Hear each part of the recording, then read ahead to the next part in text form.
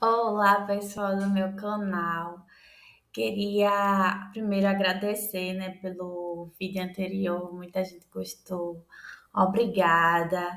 E hoje vamos para mais um episódio do Pensa Rápido Dev.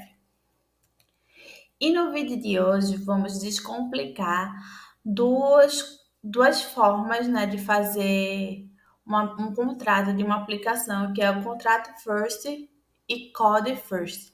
Primeiro vamos com a historinha, né, para contextualizar esse contexto. Então, aqui a gente tem o client. Dessa vez vão ser pessoas de um restaurante, né? Elas estão em um restaurante. E tem o server, que é o cozinheiro lá, né? O chefe de cozinha. Então, tem o garçom, né?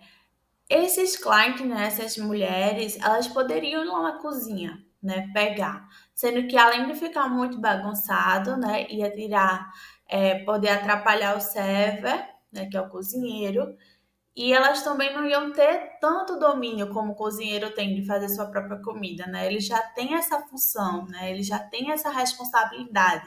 Ele já sabe tudo o que tem que fazer, né? Toda a lógica lá, todas as receitas, o que precisa ter, os temperos. Então, tudo isso ele já sabe. Coisas que se as clientes, né, que são as clientes desse restaurante, fossem lá fazer, não ia saber, né? Como o server já faz. E aí, tem sempre no restaurante um garçom. E esse garçom, ele vai dizer o menu, né? Olha, isso aqui é o que temos aqui no nosso restaurante, né? E aí, as clientes, né, vão escolher. Ah, quero isso, quero isso. E esse garçom vai ficar responsável de passar essas demandas para o server, que ele sabe tudo, né, que tem que fazer. E ele vai ficar fazendo esse papel de ir e voltar, né? Então, primeiro vai ter a client, que vai pegar e fazer esse pedido, né? Do que elas querem. Aí o garçom, né, vai lá dentro, né, na cozinha avisar o server, que é o cozinheiro, o chefe de cozinha, o pedido do cliente. E nisso fica, né, a comunicação. O garçom vai lá, avisa para o server que é o pedido do cliente, né, que é das clientes. Quando o cozinheiro terminar, que é o server, ele vai dizer, olha, tá pronto, e aí ele vai entregar a comida pronta, né, já para a cliente. Fazendo uma analogia, é mais ou menos isso também que acontece, né, com um software. Ele tem um cliente, né, que pode ser a mobile, onde está fazendo aquela requisição, né, do dado, e vai ter uma API. Essa API, ela tem como função, né, facilitar, né, tá ali como se fosse o garçom entre o que os clientes estão pedindo e o que o server vai fazer, né? Que ele que sabe a lógica lá por trás. Então ele vai ficar fazendo essa requisição, né, em forma de um contrato. Então, no desenvolvimento tradicional, né, que é bem antigamente, era feita a requisição sem essa camada, né, do API. Era feita diretamente do cliente para o servidor. Era como se não tivesse garçom. Ele fosse lá e diretamente na cozinha fosse fazer os pedidos, né? E fizesse as coisas. Sendo que, com o avanço, né, do desenvolvimento de software, colocou essa camada, porque essa camada vai fazer com que antes, né, só contextualizando, muitas vezes quando eu precisava mexer na lógica, né, no servidor, ele teria que também mexer no client, né, tipo, como está sendo feito no client. E isso demandava muito mais tempo, né, para desenvolver um software. E com essa camada, né, do API, se tem um contrato. Então, mesmo que o server ele faça a lógica ou tenha que modificar a lógica, aquele contrato que ele definiu, né, com o cliente, tá fixo. Assim, pode ter algumas mudanças, mas é bem menos do que se fosse comunicar diretamente. Então, ele tem lá todo o processo, né? Todos os métodos, get, put, post, delete, do método REST, para que o cliente possa se comunicar com o server. Então, uma API, como o próprio nome diz, é uma Application Programming Interface, né? Que é a interface da aplicação do programa. Então, ela vai fazer essa interface, né? Entre o que o cliente deseja e o que o server vai executar e vai retornar para ela. Então, aqui é uma imagem, né, de um software, né, como começa um desenvolvimento de um software. Então, tem sempre a oportunidade de negócio, ou seja, o que o pessoal vai fazer? Ah, vamos fazer uma aplicação de um restaurante aqui, um aplicativo de restaurante para fazer pedido, tipo iFood. Então, aí vai vir o plano estratégico, né? Porque sempre no desenvolvimento de um software, sempre tem que ter estratégia do que vai entregar primeiro, do que vai priorizar, né? Que atende mais o cliente. Então, ele pode até, tipo, no geral, ser uma aplicação bem mais completa, com mais funcionalidades, mas como o tempo também conta muito no desenvolvimento do software, ele pode fazer um MVP, né, que é o mínimo viável produto, né, que é em inglês o nome, que ele vai fazer o mínimo ali para poder atender o cliente. E aí, depois que ele traça, né, essas estratégias, olha, a gente vai fazer isso primeiro, vai passar para o desenvolvedor. E o desenvolvedor vai ter dois caminhos a seguir, que é o design first, que é também chamado de contract first, ou o code first. Então, no design first, ele vai primeiro fazer o contrato, né, do que vai todas as requisições que vai precisar do corpo dessas requisições. Então, vai dar tudo lá no contrato e depois ele vai codificar. Já no Code First, primeiro eles vão codificar, né, a API e depois essa codificação vai gerar o contrato.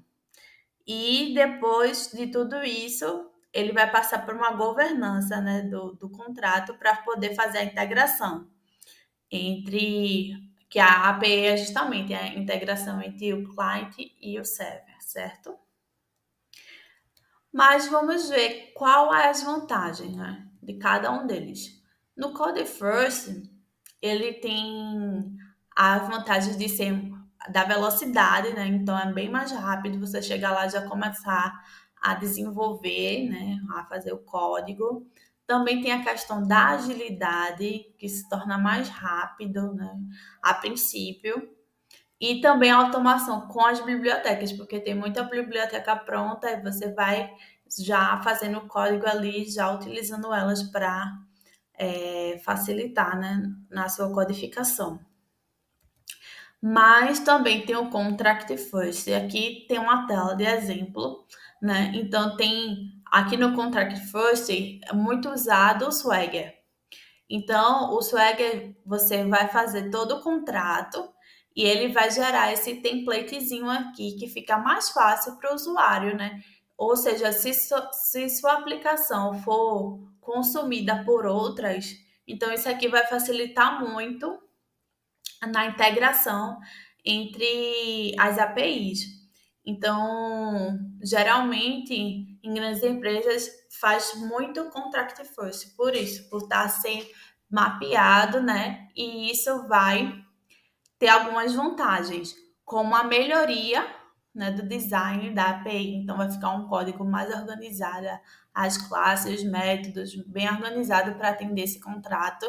A questão de grande flexibilidade, porque você vai poder alterar o código e ficar claro, né, para todo mundo. E também tem essa questão do feedback do usuário, Porque como está o contrato bem definido, o usuário pode pegar, né, e bater aqui e dizer, olha, esse aí aqui que eu preciso. Então, muitas vezes, na gente no front, pega esse contrato e já pode fazer nossa aplicação, né? Desenvolver as telas, porque a gente já sabe o contrato que o back-end vai fornecer para a gente. Então, isso ajuda muito na velocidade, né, que o front vai fazer, independente do que o back está fazendo, porque a gente sabe que eles vão obedecer esse contrato aqui, certo? Também tem as vantagens do desenvolvimento independente, ou seja, cada pessoa pode pegar um método desse e fazer de forma isolada, não separar as equipes para fazer cada método desse. E isso gera uma grande colaboração, né? Todo mundo vai se comunicando e desenvolvendo em pedaços, e isso vai ajudar muito no desenvolvimento. E também a melhoria da comunicação. Uma vez que todo mundo tem um contrato claro e aí cada pessoa está desenvolvendo sua parte, então isso já facilita na comunicação entre as APIs. E, por exemplo, como eu disse, se outra API precisar também desse serviço, vai ser mais claro, porque ele já está ali definido antes de mesmo de começar a fazer a codificação. Então, eu já sei o que no final vai ser me dado, né, dos métodos. Eu já vou saber como vai ser o corpo desse payload, né, que vai ser mandado para mim. E eu também posso mandar também como um post, enfim, se eu quiser usar essa aplicação. E para isso, né, para a gente pensar, qual que eu vou escolher? Contract first ou code first? Tem algumas perguntas, né, que a gente pode se fazer para poder ver qual escolher. Então, uma das perguntas você pode fazer é quem são os consumidores finais da sua API? São interno ou externo?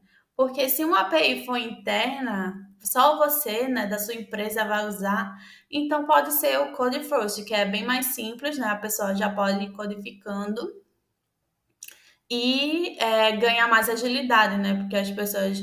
Porque essa parte do contrato às vezes demora muito, o pessoal do negócio definir, então vai demorar. Então, como é interno, você pode fazer para agilizar, né? E vai ficar só para sua empresa, então não tem problema. Agora, já se for externo, outras pessoas vão usar da sua API, né? Para também consumir esse serviço. Então, realmente, esse contrato first vai ser muito importante, porque pode agilizar o trabalho das outras pessoas, né? Que já vai saber o que sua API vai gerar.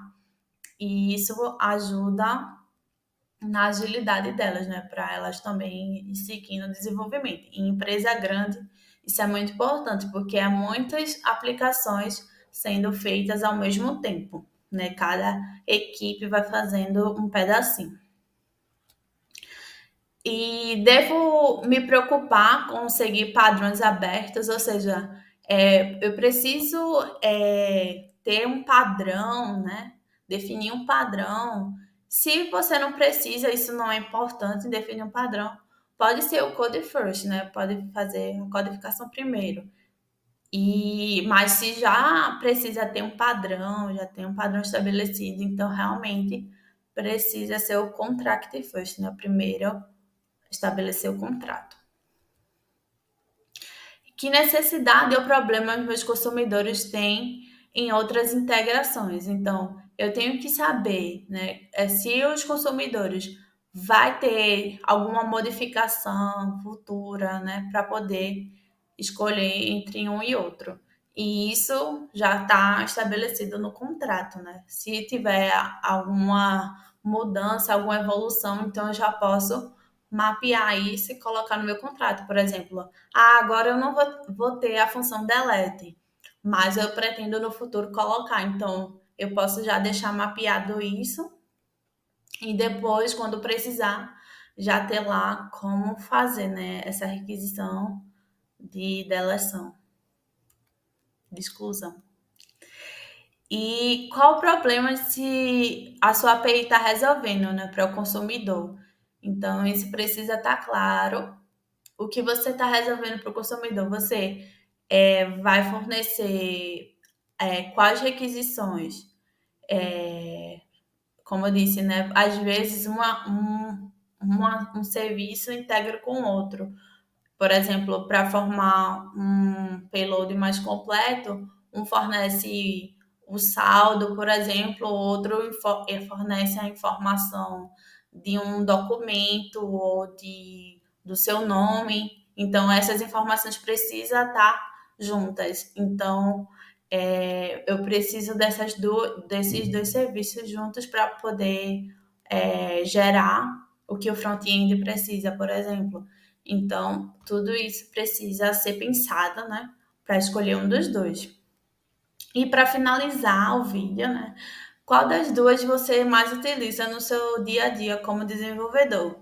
O Contract First ou o Code First? Diga aí nos comentários qual que você mais utiliza e qual que você mais gostou. E é isso, pessoal. Espero que tenham gostado. A gente se vê no próximo vídeo. Tchau, tchau.